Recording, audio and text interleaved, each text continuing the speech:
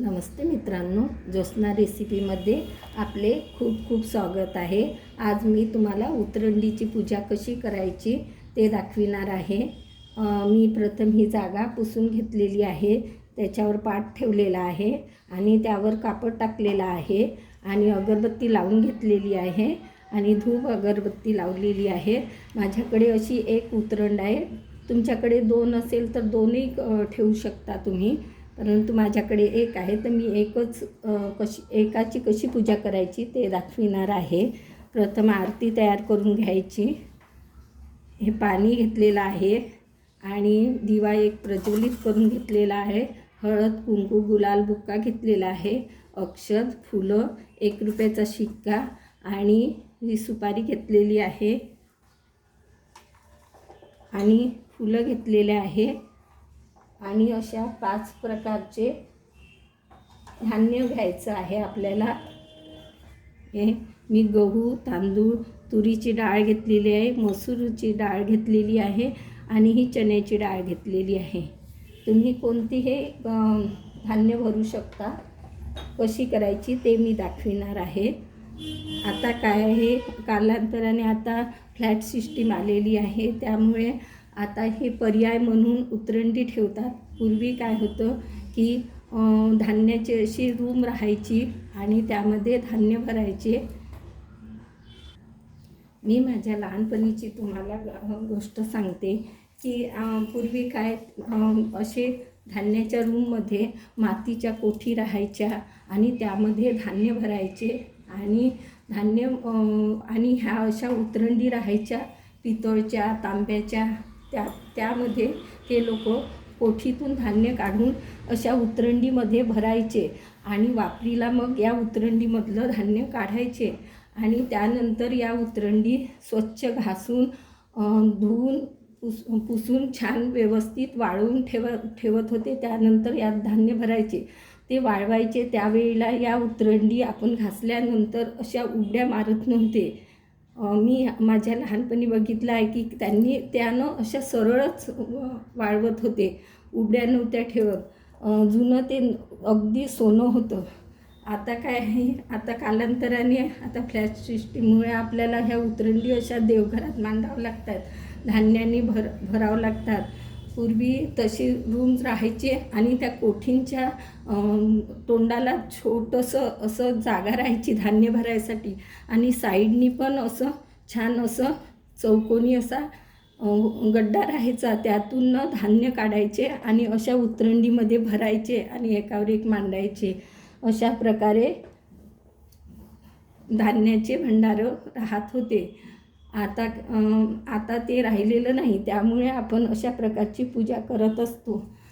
आणि जेव्हा गाय वासरू चरायला निघत होते त्यावेळेला त्या रूमचे दरवाजे उघडे करायचे आणि परत यायच्या वेळेलाही त्या रूमचा दरवाजा उघडा करायचे, म्हणजे धान्याचा रूमचा दरवाजा ते लोक लावून ठेवत नव्हते। अशा प्रकारची मी आपल्या लहानपणी बघितलेलं आहे, ती घटना मी तुम्हाला सांगत आहे। आता पूजा कशा प्रकारे करायची तर ते मी दाखविते आहे। कोणत्याही महिन्याच्या पौर्णिमेला तुम्ही अशा प्रकारे उतरंडी भरू शकता आणि दुसऱ्या महिन्याच्या पौर्णिमेला या उतरंडी खाली करायच्या आणि स्वच्छ घासून त्यांना वाळवून छान व्यवस्थित वाळवायचं, नाहीतर त्यातलं धान्य खराब होतं आणि मग त्या भरायच्या। त्या कशा प्रकारे पूजा करायची ते मी दाखविणार आहे। चला तर मग बघूया। प्रथम आपण अशी रास ठेवायची मध्ये तांदळाची आणि त्यावरनं दिवा प्रज्वलित करून ठेवायचा आहे आपल्याला आणि प्रथम दिव्याची पूजा करून घ्यायची।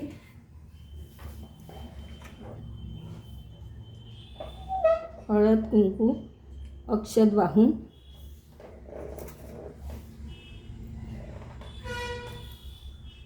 आणि फूल वाहायचं। आता ही पूजा झाल्यानंतर आपल्याला या उतरंडीच्या बाहेर थोडं शुद्धीकरण करून घ्यायचं आहे पाण्याने। मी फूल घेतलेलं आहे आणि अशा प्रकारे त्यात टाकायचं नाही, पाणी गेलं नाही पाहिजे आणि अशा प्रकारे शुद्धीकरण करायचं। मग उतरंडी भरून घ्यायची आहे. एक एक धान्य भरायचं आहे आपल्याला, परंतु हे धान्य भरताना उतरंडी पूर्ण भरायची नाही, थोडीशी तिला खाली ठेवायची. मी प्रथम तांदूळ भरून घेत आहे. बघा, मी तांदूळ भरून घेतलेला आहे. थोडं खाली ठेवायचं आणि त्यानंतर मग गहू भरून घेते आणि सगळे धान्य याचप्रमाणे भरून घेते. बघा, गहू भरून घेतलेले आहे. आता हे मांडून देऊया. अशा प्रकारे तुरीची डाळ भरलेली आहे, ही मांडायची आहे आपल्याला. आता मी मसूरची डाळ भरून घेते. बघा, मसूरची पण डाळ भरून घेतली आहे. आता चण्याची भरूया. बघा, चण्याची डाळ भरून घेतलेली आहे, ही पण ठेवायचं आहे. आता आपल्याला ह्या उतरंडीची प्रथम पूजा करून घ्यायची आहे. प्रथम आपल्याला एक एक उतरंडीची पूजा करून घ्यायची आहे. अशा प्रकारे कुंकू लावायचं प्रथम.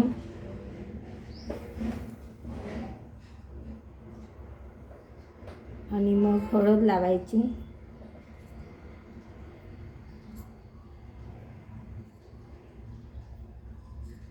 आणि मग अक्षत वाहायचं.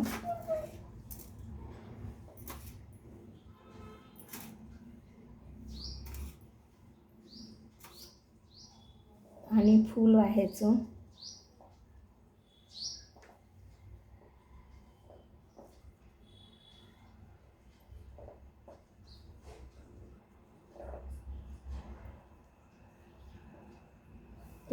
मग त्यानंतर आपल्याला या उतरंडी अशा एकावर एक ठेवायच्या आहे. बघा, या प्रकारे ठेवायचा. कोणी स्टँड पण घेतात, परंतु स्टँड वगैरे नसला तरी चालतं, कारण की घेतानाच व्यवस्थित पाहून घ्यायच्या. अशा बसल्या पाहिजे या एकावर एक. अशा प्रकारे बघा, या प्रकारे मांडायचं. आणि या मग उचलून आपल्याला देवघरात देवाच्या उजव्या बाजूला या उतरंडी ठेवायच्या आहे. महिनाभर ठेवायच्या आणि दुसऱ्या पौर्णिमेला या बदलवायच्या. अशा प्रकारे पूजा करायची.